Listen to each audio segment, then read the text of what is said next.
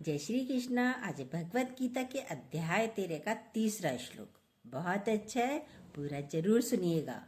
वह क्षेत्र जो और जैसा है तथा जिन विकारों वाला है और जिस कारण से जो हुआ है, तथा वह क्षेत्रज्ञ भी जो और जिस प्रभाव वाला है, वैसा संक्षेप में मुझसे सुन। भगवान श्री कृष्ण अर्जुन से कह रहे, क्या बता रहे हैं इसमें सुनिए कि भाई भगवान को पाना चाहते हो, श्रद्धा हो, भाव हो, भक्ति हो, तभी तो परमात्मा मिलेगा। तुम ही जानत तुम ही हो जाई, तभी परमात्मा मिलेगा। सही में तुम्हारा लक्ष्य क्या है? परमात्मा को तो पाना चाह रहे हो, क्या लक्ष्य है? सुनिए, बहुत अच्छी बात है। सब बैठे थे, भगवान को पाना है, हमें भगवान को पाना है, हमें भगवान को पाना है। एक ने कहा मैं तो शाकाहारी हूँ, भगवान मुझे मिलेगा, मैं तो बस शाकाहारी हूँ। दूसरा उठा, अरे तुम तो शाकाहारी हो, मैं तो फलाहारी हूँ, भगवान मुझे मिलेगा। तीसरा उठा, बहुत सारे जने बैठे थे। तीसरा उठा, अरे तुम तो फलाहारी हो, मैं तो दूध ही पीता हूँ, दुग्ध आहारी हूँ, भगवान मुझे मिलेगा। अब चौथा भी उठता है, अरे तुम दूध तो पीते हो, मैं तो सिर्फ जल ही पीता हूँ, जल आहारी हूँ, भगवान तो मुझे मिलेगा। यही सब तपस्या करते हैं ना ऐसी। और फिर पांचवा उठा, भाई मैं तो हवा आहारी हूँ, पवन आहारी हूँ, सिर्फ हवा ही लेता हूँ, सांस लेता हूँ छोड़ता हूँ, सांस ग्रहण करता हूँ, हवा ही ग्रहण करता हूँ, तो भगवान मुझे मिलेगा। सब बैठे इंतजार कर रहे हैं भगवान का, भगवान मुझे मिलेगा, भगवान मुझे मिलेगा। क्या ऐसे भगवान मिलेगा? देखिए अपने आप को। पर भगवान किसको मिलता है? शबरी को भगवान मिलते हैं, जो इंतजार कर रही है, सब्र कर रही है, सब्र से रह रही है। श्रद्धा थी, इंतजार था कि उसके गुरु ने कहा था, मतंग ऋषि ने, कि एक दिन भगवान राम तुम्हारी कुटिया में आएंगे। तो गुरु की बातों को सत्य मानकर बस इसी लाइन को याद रखा, भगवान राम आएंगे, राम आएंगे, राम आएंगे। ऐसी ही सड़क बुहारती रही, साधु संतों की सेवा करती रही। उसने अपने भाव को खत्म नहीं किया। गुरु सुनाकर भी चले गए, छोटी सी से बुढ़िया भी हो गई, लेकिन भगवान राम आएंगे, पूर्ण विश्वास, पूरी श्रद्धा थी गुरु के ऊपर भी। उसी लाइनों पर चलती रही।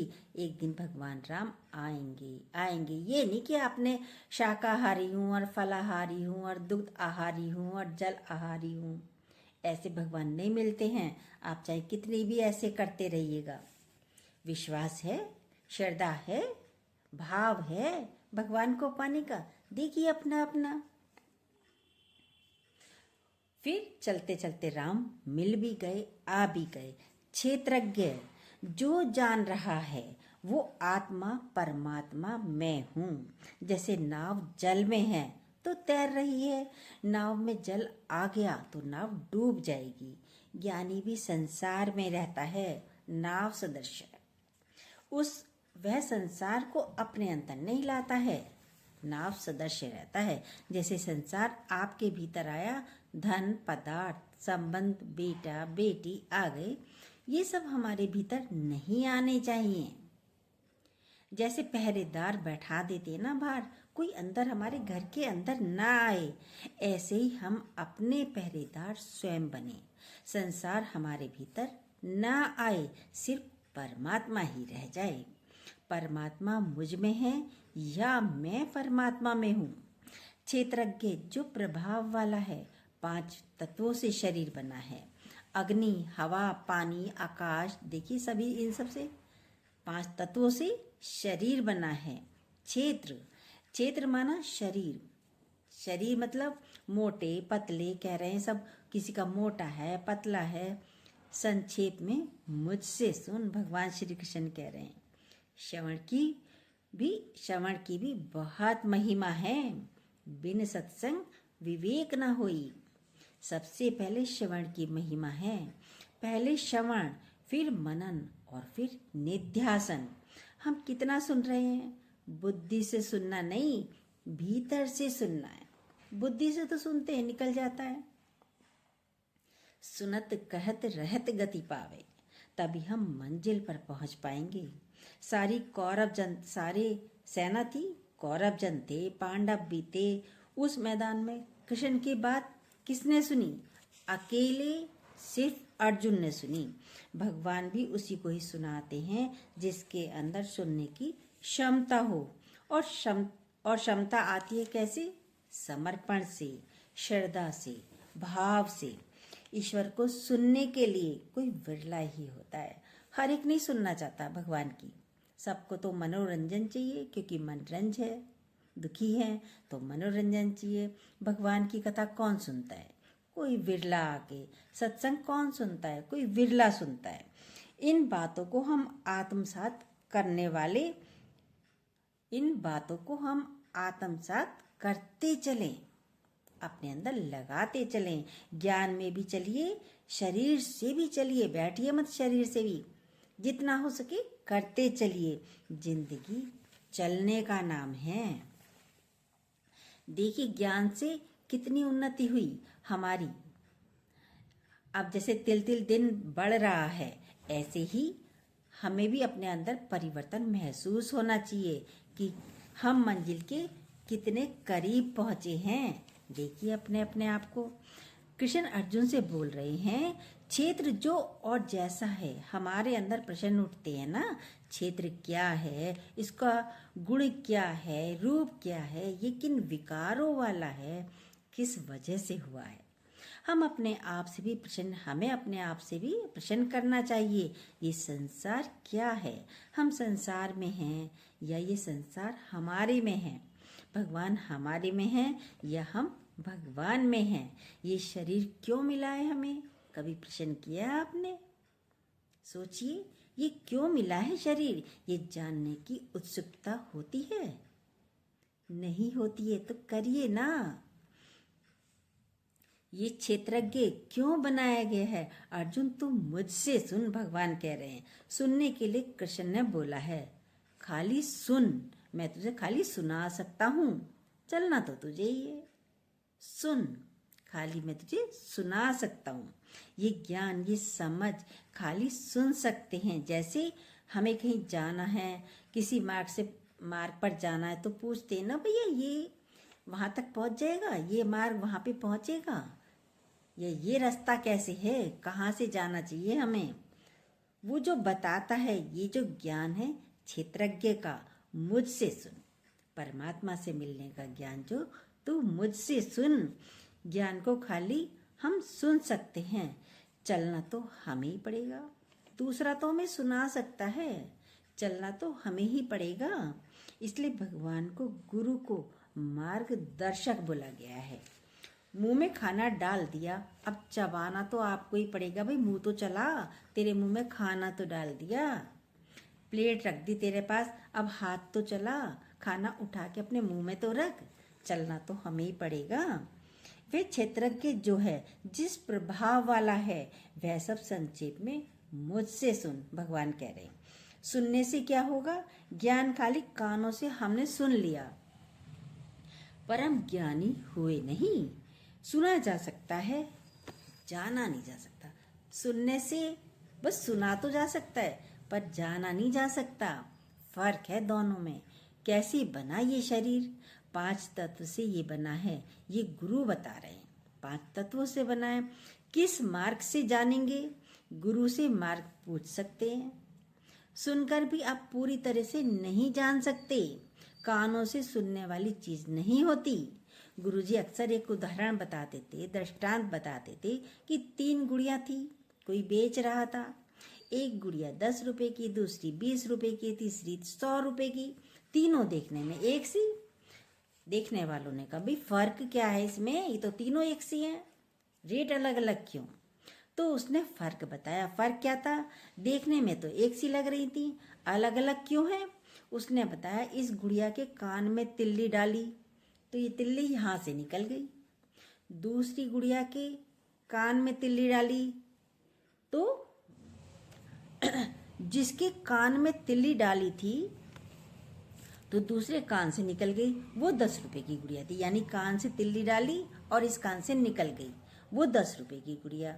दूसरी गुड़िया में तिल्ली डाली, वह मुख से निकल गई, कान से डाली और मुख से निकल गई, वह 20 रुपए की गुड़िया।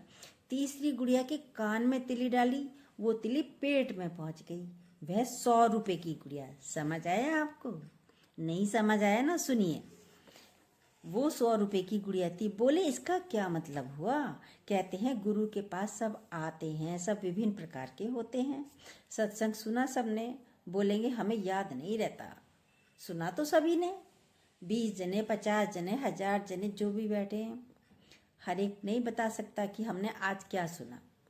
उसने सुना, कान से सुना, इस कान से निकाल दिया, इस कान से सुना और इस कान से निकाल दिया, तो 10 रुपए की गुड़िया का उदाहरण बताया।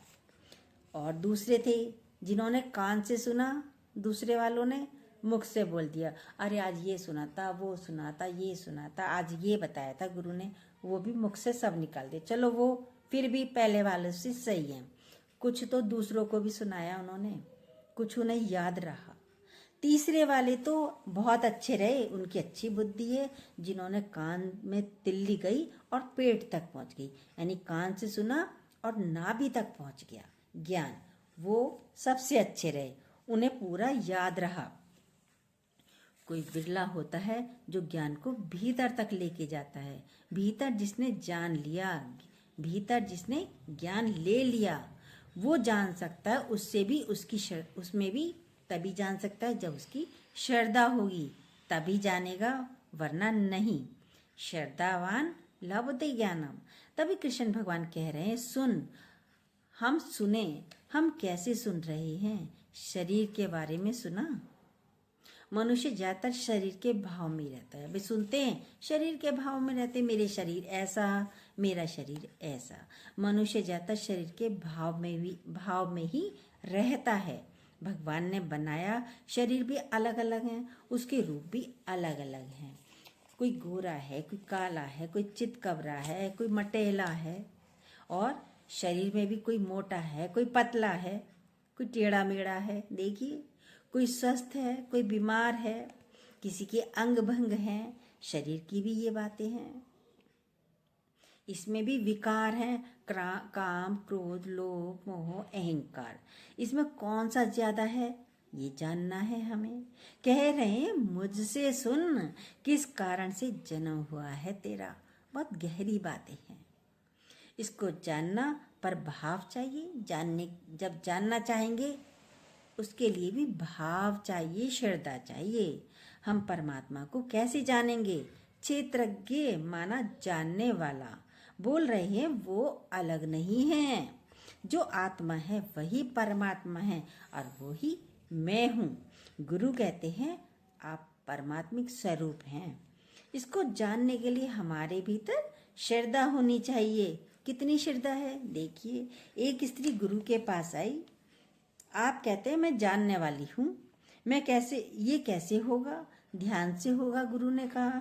गुरु भी कोई कम नहीं थे। बोले जरूरत क्यों पड़ी तुम्हें जानने की? बोली मेरा शरीर मोटा है, सब मुझे मोटा कहते हैं, आप मुझे ज्ञान दे दीजिए। बोली मैं बहुत मोटी हूँ, सब मुझे चिढ़ाते हैं, लोग दूर जाते हैं मुझसे, मुझे बहुत तकलीफ होती है, ताकि मेरा शरीर की तरफ ध्यान ही ना जाए। बोले किस लिए आई हो? ध्यान में ये करूं कि मैं देह नहीं हूँ, बस इसलिए कि मैं देह नहीं हूँ, इसलिए गुरु के पास आइए। तो देह से कोई लगाव नहीं होगा मेरा। क्या आप ये जानने के लिए गुरु के पास आए हो कि मैं पतली हो जाऊं, मोटी हो जाऊं, मैं देह नहीं हूँ? जानना तो परमात्मा को था, आप स्वयं को जानने के लिए आ गए। तो श्रद्धा होनी चाहिए भगवान को जानने की, कि तुम ही जाना, तुम ही हो जाएगी, तभी परमात्मा मिलेगा। जय श्री कृष्णा। जो न्यू हो प्लीज सब्सक्राइब कीजिएगा, बेल को दोबारा प्रेस जरूर कीजिएगा, अपने लाइक कमेंट भी जरूर दीजिएगा। गीता बहुत अच्छी चल रही है। गीता का श्लोक हम रोज बोलते हैं, पूरा सुनते रहिएगा। अब कल चलेगी नंबर 4 श्लोक, अध्याय 13 का 4था श्लोक। चलिए, जय श्री कृष्णा।